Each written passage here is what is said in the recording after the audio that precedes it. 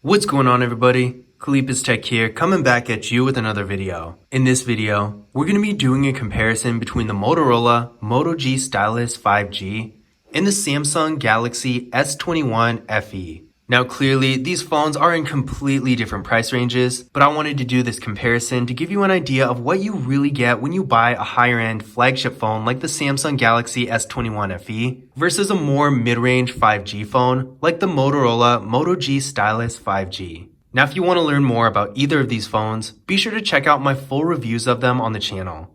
But with that being said, let's get started. Now the Motorola Moto G Stylus 5G has a 6.8-inch IPS LCD display with a resolution of 1080p, a PPI of 386, an aspect ratio of 20:9, and a screen-to-body ratio of 85%. We got a hole punch up here for the front-facing camera, and this camera is 16 megapixels. Now with the Samsung Galaxy S21 FE, we're getting a 6.4-inch 120Hz dynamic AMOLED display with a resolution of 1080p, a PPI of 411, an aspect ratio of 20:9, and a screen-to-body ratio of 85.3%. So clearly, as you can see, the Moto G Stylus 5G is much bigger than the Samsung Galaxy S21 FE, and that's really by a lot. So in some cases, depending on your priorities, the Moto G Stylus 5G might have an advantage over the Samsung Galaxy S21 FE when it comes to stuff like content consumption, because of course with a larger display,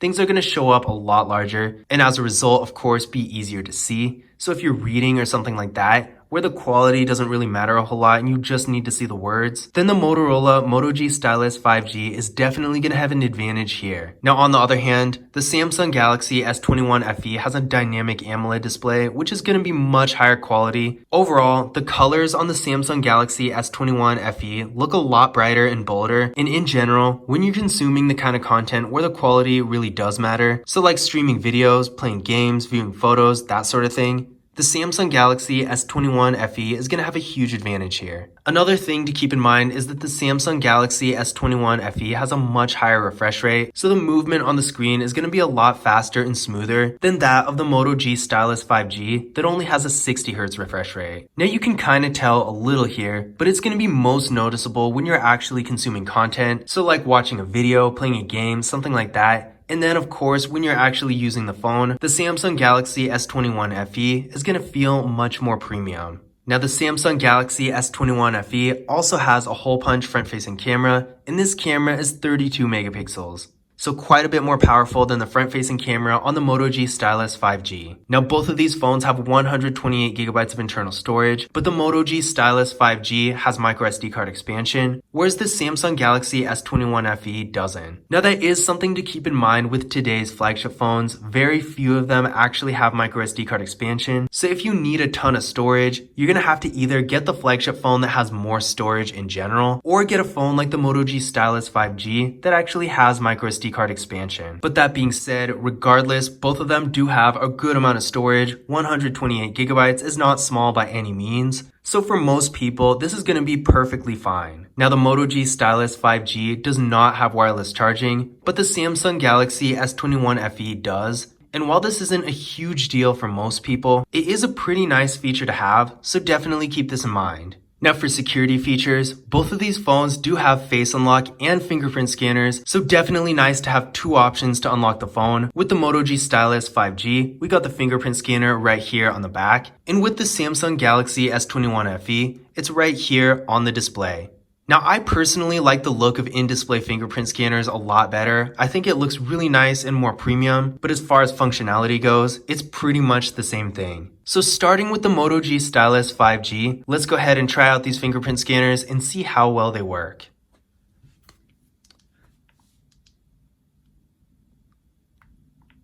There we go, one more time.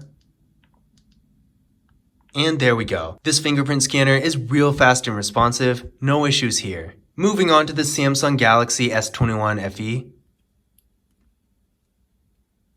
There we go, one more time.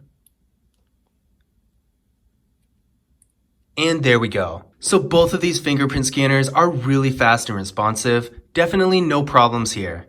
Now taking a look at the rear camera setup of the Moto G Stylus 5G, we got a quad camera here with a 48 megapixel main camera an 8 megapixel ultra-wide camera, a 5 megapixel macro camera, and a 2 megapixel depth sensing camera for portrait mode. With the Samsung Galaxy S21 FE, we have a triple camera with a 12 megapixel main camera, an 8 megapixel telephoto lens, and a 12 megapixel ultra-wide camera.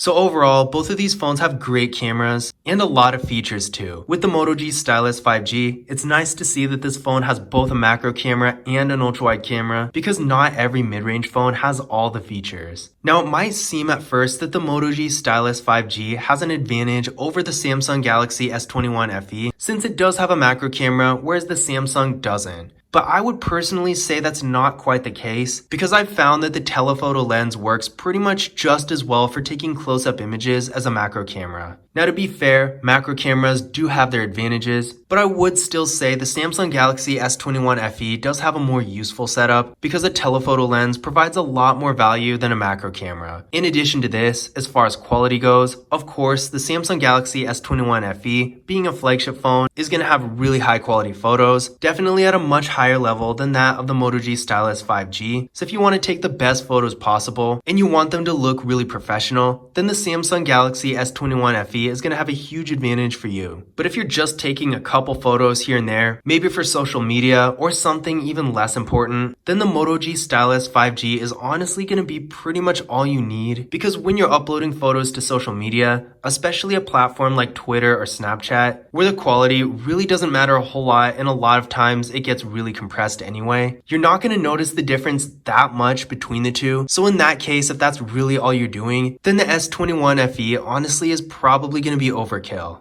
Now for video, the Moto G Stylus 5G caps out at 1080p in both the rear and front cameras, whereas the Samsung Galaxy S21 FE can shoot in 4K at 60 frames per second in both the rear and front cameras. So if you want to take really high quality videos, then the Samsung Galaxy S21 FE, of course, is going to be the better choice. But if you don't really care, then the Moto G Stylus 5G is going to be fine. Internally, with the Moto G Stylus 5G, we're getting 4GB of RAM with the Qualcomm Snapdragon 480 5G processor. With the Samsung Galaxy S21 FE, we're getting 6GB of RAM with the Qualcomm Snapdragon 888 5G processor. Now keep in mind that there are different variants for both of these phones. For the Moto G Stylus 5G, there's a version with 6GB of RAM, and for the Samsung Galaxy S21 FE, there's a version with 8GB of RAM. But with that being said, I ran Geekbench 5 benchmark tests on both of these phones. And with the Moto G Stylus 5G, we got a single core score of 504 and a multi-core score of 1660. And with the Samsung Galaxy S21 FE, we got a single core score of 1081 and a multi-core score of 3227. Now clearly there's a huge difference here. The Samsung Galaxy S21 FE is so much faster than the Moto G Stylus 5G that it's not really even comparable. So clearly if you're doing things like mobile gaming, especially higher end games, or video editing with larger files, or you're just going to be on your phone constantly, then the Samsung Galaxy S21 FE will have a huge advantage here. But if you're just doing more basic activities, like browsing the web, going on social media, sending text messages, maybe using Snapchat or something like that, and then streaming videos from time to time, the Moto G Stylus 5G is going to be perfectly fine. And for as long as I've had this phone, I haven't had any performance issues with it. So it really just comes down to what you're doing with your phone. Again, if you're going to be on your phone all the time and you're doing all kinds of high-end activities, of course the Samsung Galaxy S21 FE, being a flagship phone, is going to have an advantage here. But if you're really not using your phone that much and you're not doing any crazy high-end activities like playing Fortnite or something like that, then the Moto G Stylus 5G is going to be perfectly fine. In fact, this is still a 5G phone, so you're even still going to get 5G connectivity. You're just not going to get the crazy fast speeds with this phone that you would with the Samsung Galaxy S21 FE that has one of the top of the line processors. Now for battery, the Moto G Stylus 5G does have a little bit of an advantage here with a 5000 mAh battery supporting 10 watt fast charging, whereas the Samsung Galaxy S21 FE has a 4500 mAh battery that supports 25 watt fast charging.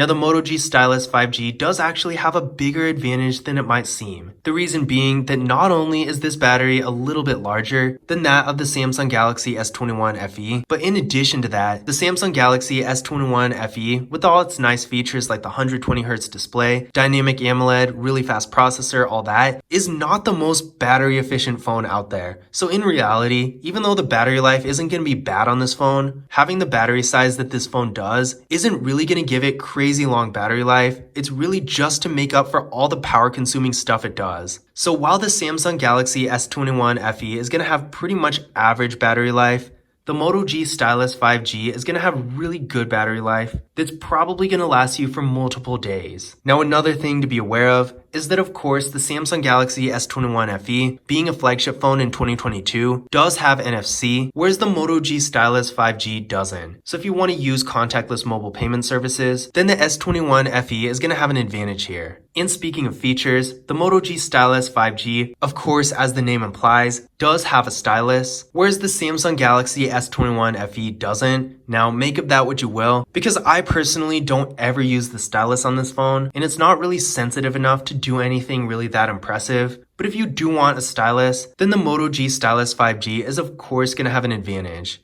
Now another thing you might not know about is that the Samsung Galaxy S21 FE doesn't have a headphone jack, so you can't use normal wired headphones with it, whereas with the Moto G Stylus 5G, you do get a 3.5mm headphone jack. So if you do have a good old-fashioned pair of wired headphones, you can still use them with this phone. Again, that's another thing with flagship phones that some people find really disappointing. Very few of them these days, if any for that matter, have headphone jacks. So if that is a feature that's important to you, then of course the Moto G Stylus 5G is going to have an advantage here. So in conclusion, it's pretty clear that in almost every way, the Samsung Galaxy S21 FE, being a high-end flagship phone, is going to be a better device overall than a mid-range phone like the Moto G Stylus 5G. But with that being said, there are several areas where depending on your situation, the Moto G Stylus 5G might provide a lot more value. On one hand, this phone does have microSD card expansion, so if you have a ton of photos and videos, and just lots of data and stuff like that, and you know you're going to need more space than 128GB, then you'll actually be able to use a microSD card with the Moto G Stylus 5G, whereas you can't with the Samsung Galaxy S21 FE. Another advantage the Moto G Stylus 5G has is the display is much larger, and sometimes having a larger display can just be easier on the eyes, so if you'd prefer having a larger display over having a higher quality display,